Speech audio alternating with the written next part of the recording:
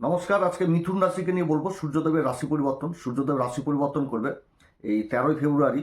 পরিবর্তন করে প্রবেশ করবে হচ্ছে ভাগ্যের ঘর, যেটা হচ্ছে কুম্ভ রাশি। এবং এই ঘরে কিন্তু আগে থেকে রাশির অধিপতি বুধ, শুক্র, রাহু অবস্থান করছে। এবার সূর্যের অবস্থানে কিন্তু চতুর্গ্রহী যোগ তৈরি হচ্ছে ভাগ্যের ঘরে। তো কোন দিক থেকে লাভবান, কোন দিক থেকে বিশেষ সাবধান, কারণ এখানে তো সূর্য আর রাহুর জুতিও তৈরি হচ্ছে, আবার সূর্যের সাথে শুক্রেরও জুতি তৈরি হচ্ছে। এবং যে তিনটি নক্ষত্র পাচ্ছে, ধনিষ্ঠা নক্ষত্র, শতবিশা নক্ষত্র, পূর্বা ভাদ্রপদ নক্ষত্র, কীরকম প্রভাব দিবে, কোন দিক থেকে বিশেষ সাবধান এবং কোন দিকে আবার লাভবান হবে এই সময়কালে মিথুন রাশি, এই বিষয়ে আজকে বিশেষভাবে আলোচনা করব। তো অনুষ্ঠানটি শুরু করার আগে সবার প্রথম বলি, এটা গ্রহের গোচর এবং চন্দ্র রাশি অনুসারে বলা হচ্ছে, কারো কোনো রকম ব্যক্তিগত কুষ্ঠিধর আলোচনা নয়। যদি অনুষ্ঠানটি ভালো লাগে তাহলে লাইক, শেয়ার, কমেন্ট অবশ্যই করবেন। তার সাথে সাবস্ক্রাইব করবেন। আপনারা সাবস্ক্রাইব করলে বিশেষভাবে অনুপ্রাণিত হয়। তো রাশির অধিপতি বুধ এখানেতে ভাগ্যের ঘরে অবস্থান করছে। এবার বুধের পরিবর্তনটা তো অনেক দিনের, প্রায় 11ই এপ্রিল পর্যন্ত বুধ এই ঘরে অবস্থান করবে। মাঝখানে বকরি হবে, মার্গী হবে, নক্ষত্র পরিবর্তন করবে। তো বুধের পরিবর্তন রাশির অধিপতি হিসাবে যথেষ্ট ভালো। রাশির অধিপতি ভাগ্যের ঘরে অবস্থান যথেষ্ট ভালো। এবং বুধ তো শুধু রাশির অধিপতি না, চতুর্থ ঘরের অধিপতি, অর্থাৎ সুখের ঘরের অধিপতি। কেন্দ্রের অধিপতি ত্রিকোণে অবস্থান করছে ভাগ্যের ঘরে। তারপর আবার দেবগুরু বৃহস্পতির দৃষ্টি, সৌভাগ্যবান যোগ। তারপর রাহু অবস্থান করছে সেই ভাগ্যের ঘরে, নিজের নক্ষত্র শতবিশা নক্ষত্রে। এবং পরে আসলো হচ্ছে শুক্রের পরিবর্তন হলো, শুক্রদেব চলে আসলো। শুক্রদেব এখানটাতে অবস্থান করা মানে বুধ, শুক্র এবং রাহুর জুতি হয়ে গেল একদম ভাগ্যের ঘরে। খুবই সুন্দর যোগ মিথুন রাশির ক্ষেত্রে। কর্মের ঘরে শনি নিজের নক্ষত্র উত্তরা ভাদ্রপদে রয়েছে। রাশির উপর দেবগুরু বৃহস্পতির অবস্থান রয়েছে। মিথুন রাশিতেই অবস্থান করছে, আবার রাশির অধিপতির দৃষ্টি দিচ্ছে, রাশির অধিপতির উপর দৃষ্টি থাকছে ভাগ্যের ঘরে। দেবগুরু বৃহস্পতি শুভ পঞ্চম দৃষ্টি আবার শুক্রের মূল ত্রিকোণ রাশি তুলা রাশিকে দেখছে। সেরকম সপ্তম দৃষ্টি পড়ছে একদম নিজের রাশি ধনু রাশি, নিজের মূল ত্রিকোণ রাশিকে দেখছে। সেরকম শনিদেবের কিন্তু মূল ত্রিকোণ রাশি এই কুম্ভ রাশিকে দেখছে। অর্থাৎ ভাগ্যের ঘরে দেবগুরু বৃহস্পতির নবম দৃষ্টি। আবার শনি দেবগুরু বৃহস্পতির রাশিতে অবস্থান করছে, তা আবার কেন্দ্রে নিজের নক্ষত্রে, এবং দেবগুরু বৃহস্পতির সাথে কেন্দ্রে সম্পর্ক তৈরি করে নিয়েছে। কত সুন্দর অবস্থান। এবার সূর্য অবস্থান করবে। সূর্য যখনই রাশি পরিবর্তন করবে তখন তো মঙ্গল আবার ওদিকে একা হয়ে যাচ্ছে। অষ্টম ঘরে মঙ্গল উচ্চ অবস্থায় রয়েছে। তো মঙ্গল এখানে একা অবস্থান, আর এদিকে 4টি গ্রহ একসাথে অবস্থান ভাগ্যের ঘরে। এবার ভাগ্যের ঘরটা অ্যাক্টিভ হয়ে যাওয়া। তো ভাগ্যের ঘরে যখনই সূর্য অবস্থান করবে তখন গ্রহণ যোগ, তারপর তো শিবরাত্রি রয়েছে, অমাবস্যা রয়েছে, অনেকগুলোই পরপর যোগ রয়েছে। এখানটাতে বুধাদিত্য যোগ তৈরি হচ্ছে। তারপরে বুধের সাথে লক্ষ্মীনারায়ণ যোগ তৈরি হচ্ছে। শুক্র রাহুর জুতি, বুধ রাহুর জুতি, গ্রহণ যোগ, কতগুলো যোগ তৈরি হচ্ছে। সেই যোগের উপর দেবগুরু বৃহস্পতির দৃষ্টি থাকছে। এবং তারপরে যখন আবার মঙ্গলের পরিবর্তন হবে তখন তো পঞ্চগ্রহী যোগ হবে, মাঝখানে আবার চন্দ্রমাও ঢুকে যাবে। মোট কথা ভাগ্যের ঘরটা সম্পূর্ণভাবে অ্যাক্টিভ হয়ে যাচ্ছে শনিকে বাদ দিয়ে। তবে শনি যেহেতু ভাগ্যের ঘরের অধিপতি কর্মের ঘরে অবস্থান করছে, এই অবস্থানে যথেষ্ট ভালো মিথুন রাশির ক্ষেত্রে। তো সূর্যের এই অবস্থানে, এইখানটাতে সূর্যের অবস্থান হয়ে যাওয়া মানে এই ভাগ্যের ঘরটা আরও কিন্তু যথেষ্ট প্রভাবিত হয়ে যাবে, কারণ কালপুরুষ চক্রে এই ঘরটাই কিন্তু ধনুরাশি হয়ে যাচ্ছে। তো সূর্যের কিন্তু যথেষ্ট প্রভাব থাকবে। রাহু যখনই পাপী গ্রহ, আমি এর আগে বলেছিলাম যে পাপী গ্রহ যখনই ভাগ্যের ঘর বা ত্রিকোণে অবস্থান করবে তখন কি হবে, নিজের পাপ প্রভাবটাকে হারাবে, ভালো হবে। এবং যে ঘরের কারকত্ব রাখবে সেই ঘরের কারকত্বে প্রভাব ফেলবে। তো রাহু তো হচ্ছে ছায়াগ্রহ। এবার ছায়াগ্রহ আসা মানে এখানে তো বুধও পাচ্ছে, আবার শুক্র পাচ্ছে। এই দুটি গ্রহকে প্রভাবিত করবে। যে নক্ষত্র অবস্থান করছে নিজের নক্ষত্রে বলবান অবস্থায় থাকছে, এবং যে রাশিতে অবস্থান করছে কুম্ভ রাশি, তার অধিপতি শনিকে প্রভাবিত করবে। এবার সূর্য চলে আসা মানে সূর্যের সাথে তো রাহুর সম্পর্ক ভালো না, গ্রহণ লাগাবে। অর্থাৎ সমস্যাও তৈরি হবে, সমস্যাও বিভিন্ন দিক থেকে তৈরি হবে। এবং সেই সমস্যার উপর আবার দেবগুরু বৃহস্পতির দৃষ্টিও থাকবে। অর্থাৎ কর্মক্ষেত্রে কিন্তু মিথুন রাশি যেন না ভাবে যে সব কিছু এই এক চান্সে হয়ে যাবে, সেটা না। সমস্যা হবে, সংঘর্ষ হবে, গুরুর আশীর্বাদে সেগুলোও কাটবে। এটাই কিন্তু বুঝাচ্ছে, কারণ গুরুর আশীর্বাদটা পেয়ে যাচ্ছে, নবম আশীর্বাদ, নবম দৃষ্টি, যেখানেতে বিশেষ কৃপা থাকে। তো গুরুর বিশেষ কৃপায় সমস্ত কিছু সমাধান হবে, কিন্তু ফেস অবশ্যই করতে হবে। সাবধানতা অবশ্যই অবলম্বন করতে হবে মিথুন রাশিকে। বেপরোয়াভাবে চললে কিন্তু চলবে না। এবার কোন দিকে সাবধান থাকতে হবে সেগুলো আলোচনার মাধ্যমে তুলব। তো যাই হোক, মিথুন রাশির ক্ষেত্রে সূর্য যখন রাশি পরিবর্তন করবে তখন কিন্তু ধনিষ্ঠা নক্ষত্রে থাকবে। পরিবর্তনটা হচ্ছে 13ই ফেব্রুয়ারি থেকে একদম চলবে 14ই মার্চ পর্যন্ত। 13ই ফেব্রুয়ারিতে যখন পরিবর্তন করবে তখন কিন্তু ধনিষ্ঠা নক্ষত্রে চলে আসবে, মঙ্গলের নক্ষত্রে। মঙ্গলের নক্ষত্রে সূর্যের অবস্থান। তো তো মঙ্গল এই সময় অষ্টম ঘরে উচ্চ অবস্থায় রয়েছে।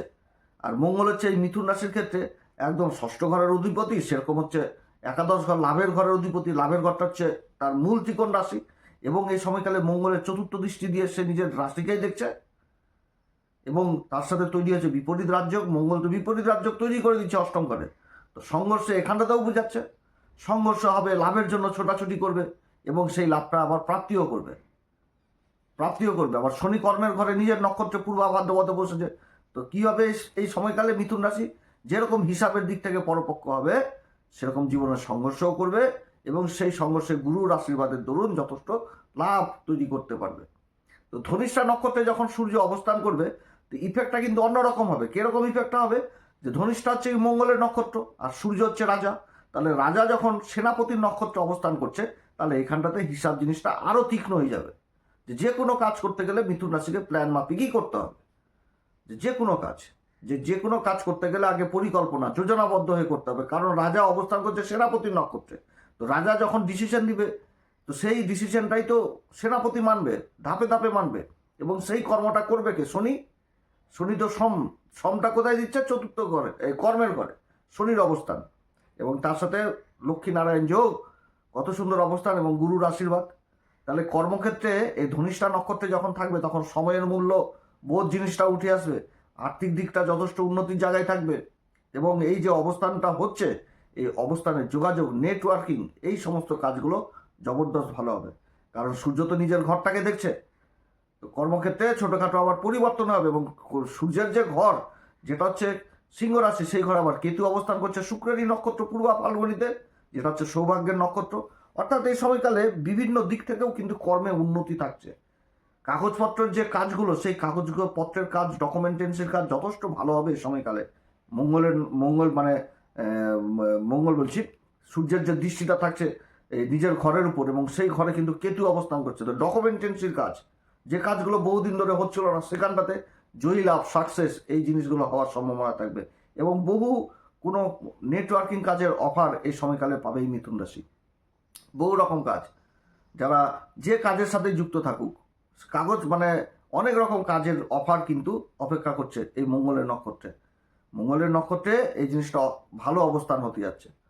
তবে যে কোনো কাজ করতে গেলে ধৈর্য অবশ্যই লাগবে, কারণ মঙ্গলের যে অবস্থান নিজের ঘরকে দেখছে, সেরকম তো আবার সূর্যের ঘরের উপরেও তো মঙ্গলের প্রভাবটা থাকছে। তো সেই জিনিসগুলোও বুঝতে হবে।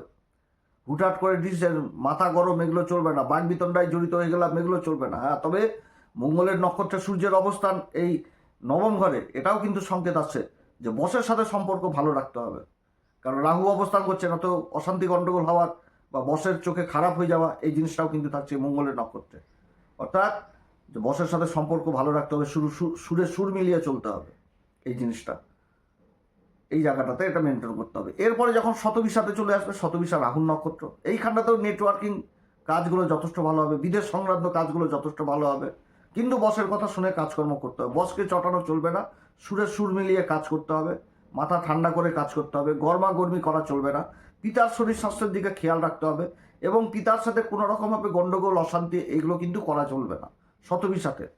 এবং তার সাথে যে খাবার দাবার, আনন্দ ফুর্তি, এগুলোর দিক থেকে যে ব্যভিচারে লিপ্ত হয়ে যাওয়া, কারণ শুক্রও থাকছে, তো ব্যভিচারে লিপ্ত হয়ে যাওয়া, নেশা ভাঙ, এগুলোর আসক্ত হয়ে যাওয়া, এগুলো থেকে কিন্তু দূরে থাকতে হবে।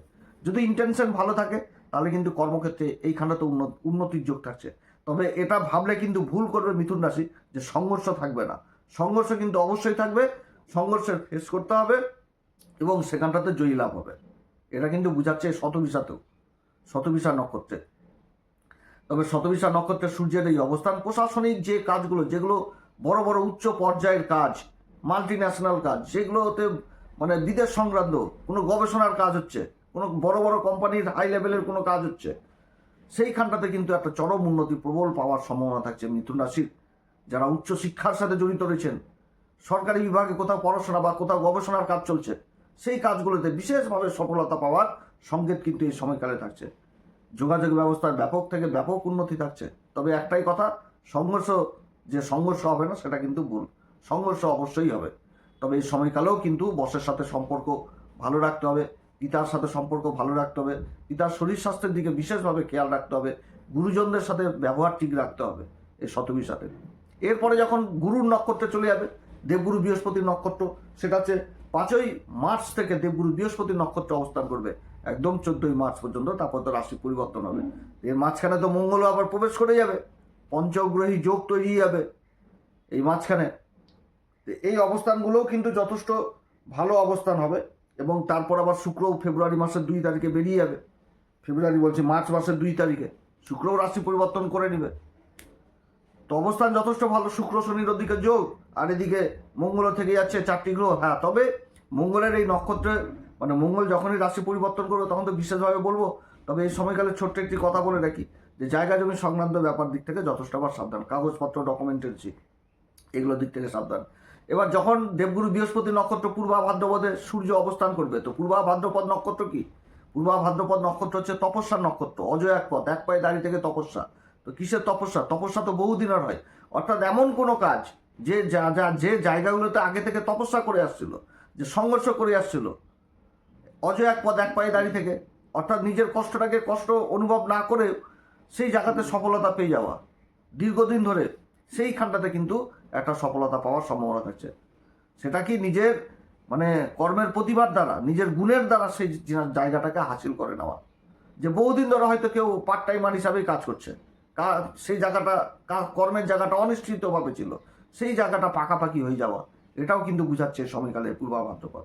তবে পূর্বা ভাদ্রপদ নক্ষত্রে আরও একটি বিশেষ দিক রয়েছে, যে যারা একটি কাজের সাথে যুক্ত থাকে তাদের জীবনে আবার অন্য কাজও কিন্তু চলে আসে, অন্যরকম কাজও কিন্তু চলে আসে। অর্থাৎ এক কাজের সাথে এরা যুক্ত থেকে সন্তুষ্ট হয় না, এদের জীবনে কিন্তু অন্য কাজও আসে, যে পার্ট টাইমার হিসাবে কোনো কাজ করে ফেলা, এগুলোও কিন্তু চলে আসে।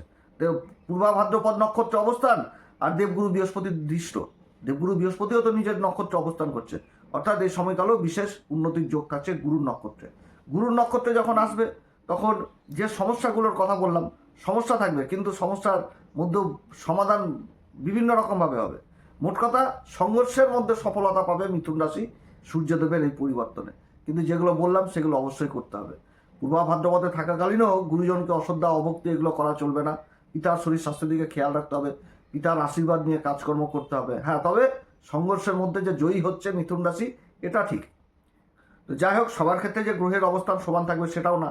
অনেক দাদা দিদি ভাই বোনদের জন্মকুষ্ঠিতে আবার গ্রহের অবস্থান খারাপ রয়েছে, তাদেরকে বলবো অবশ্যই ভালো জ্যোতিষীয় পরামর্শ নেবেন। এই সময়কালে কোন উপাচার করবে? প্রত্যেকদিন হনুমান চল্লিশা, বজ্রংবাণ, শ্রীরাম সীতা প্রণাম মন্ত্র সহকারে পাঠ করবেন। মঙ্গলবার করে সিঁদুর দান করবেন, মঙ্গলবার করে। তারপরে হচ্ছে জটাওয়ালা নারকেল দান করবেন, জটাওয়ালা নারকেল বাবার কাছে, যেটা হচ্ছে বজরংবলীর কাছে জটাওয়ালা নারকেল দান করবেন, ভালো অবস্থান পাওয়া যাবে। আর যদি ওই বাদর টাদর দেখতে পাওয়া যায় তাদেরকে কিছু না কিছু খাবার দেবেন, গুড় চানা এগুলো খাওয়াবেন, তাহলে কিন্তু যথেষ্ট ভালো প্রভাব এই সময়কালে পাওয়া যাবে মিথুন রাশির। আপনারা সবাই ভালো থাকেন। এরপর আবার আসবে একটি নতুন পর্ব নিয়ে। নমস্কার, ধন্যবাদ।